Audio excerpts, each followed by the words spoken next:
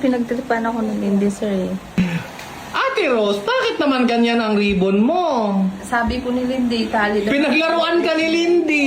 Sabi ko sa kanya, kumuha siya ng ribbon na red dyan, galing dyan, tapos gawin niyang headband o ilagay, i-wrap ba sa headband mo para maging red. Bakit naman pati yung gift? Sabi ko, sir, para akong regalo na ibabalot kasi yung... Nakakaloka. Saan mo pa ipamimigay si Ate Rose? Hindi ko naintindihan kanina, sir. Pinaglaruan ka ni Lindy. Tawang-tawa siya, Nakakaloka sir. ka. Tawang-tawa siya kasi. Ako din. Ano nangyari si Ate Rose? Bakit naman ganyan? Saan ka ba gusto ipamigay ni Lindy?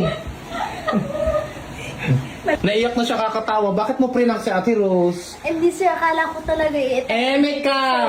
Sinadya, ano sabi mo ka Ate Rose sa kanya? Sabi ko, sir, totoo ba ito talaga yung headband ko? Parang...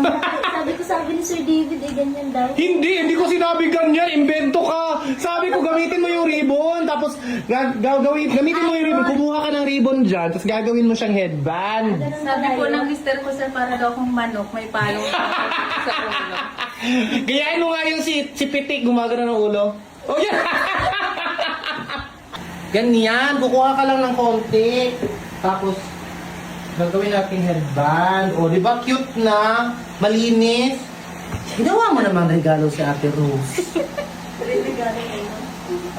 Pamimigay na ako ni Lindy. Ganyan, ay, Ito po, sir. oh, ganyan lang. Di ba?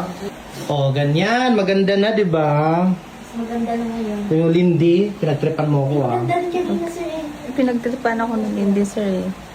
Makakaganti din ako Lindy, sir. Tapos na hindi naman niwala si Ate Rose sa akin. Bad girl. Ay, hindi po. Hindi ko lang naintindihan yun, sir. Sorry. Ano nangyari si Ate Rose? Oh, yeah. Pinagtripan ako ng Lindy, sir eh.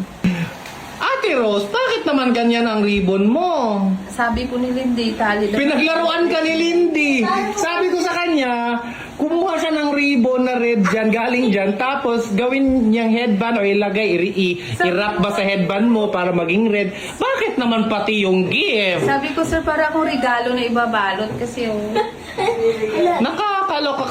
Saan mo pa ipamimigay si Ate Rose? Hindi ko naintindihan kanina, sir.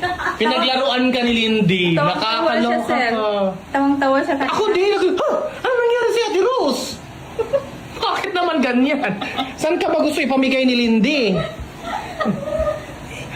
Naiyak na siya kakatawa. Bakit mo prinak si Ate Rose? Hindi, sir. Akala ko talaga Meka! Sinadya, ano sabi mo ka Ate Rose sa kanya? Sabi ko, sir, totoo ba ito talaga yung headband ko? Parang... sabi ni Sir David, ganyan daw. Hindi ko sinabi ganyan. Invento ka. Sabi ko, gamitin mo yung